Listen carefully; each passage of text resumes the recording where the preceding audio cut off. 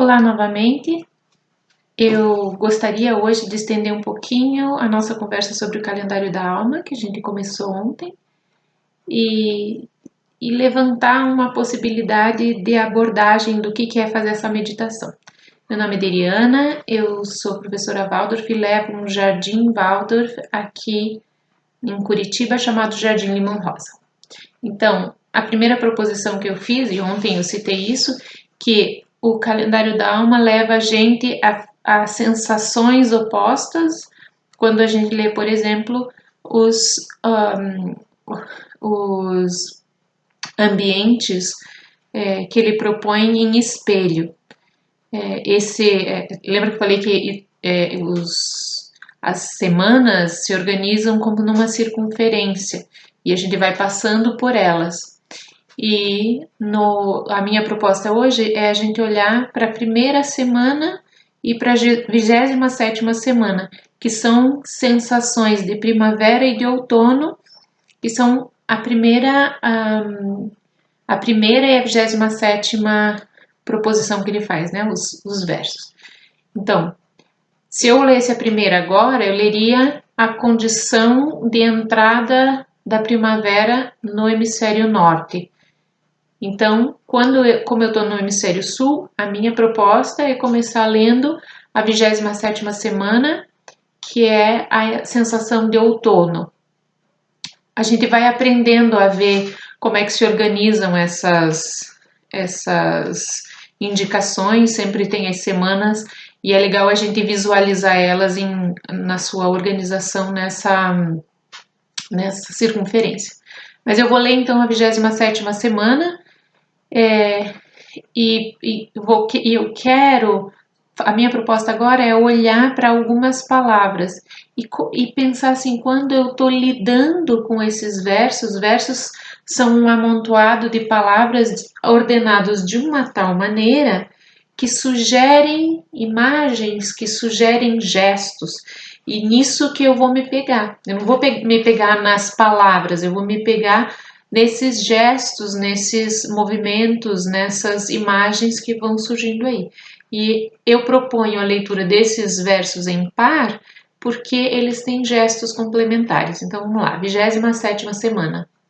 Mergulhar nas profundidades do meu ser suscita-me uma ânsia carregada de pressentimento, de ao contemplar-me a mim mesmo, me ver como dádiva estival do sol, que como germen caloroso na atmosfera de outono vive como força propulsora da minha alma.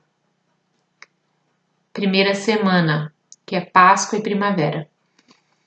Quando da vastidão dos mundos o sol fala aos sentidos do homem, e a alegria dos fundos da alma se une à luz na contemplação, sobem do manto do eu pensamentos para longe no espaço, ligando tenuemente o ser humano à realidade do espírito. E agora eu gostaria que vocês vissem só na primeira frase, olha, mergulhar nas profundidades do meu ser, esse gesto que tem aí. E aí ele continua. E em oposição ele diz, quando da vastidão dos mundos, ou seja, não é uma coisa que nasce em mim, mas é da periferia esse gesto, né? Quando da vastidão dos mundos o sol fala aos sentidos do homem. Da onde parte isso? E da onde parte um mergulhar nas profundidades do meu ser? Então, lidar com essas duas imagens, esses dois gestos, faz com que a gente tenha uma percepção do que está acontecendo agora. E aí você, lidando com isso e criando essa imagem, você vai como se você estivesse apreciando alguma coisa. Olhar de um lado, olhar do outro. E eu recomendaria que você não tivesse muita pressa, mas que você tivesse bastante paciência de olhar para essas frases. E também isso não acontece de uma hora para outra, assim que você, entendi. E daí tá resolvido isso. A leitura desses versos durante esses períodos e a repetição deles e depois de 6 meses, você vai ler ele em complemento e a tua relação com eles muda porque o universo, o cosmos, está de alguma maneira mudada para você. Então, isso gera frutos na gente que não tem, que tem uma objetividade, mas não é uma objetividade intelectual.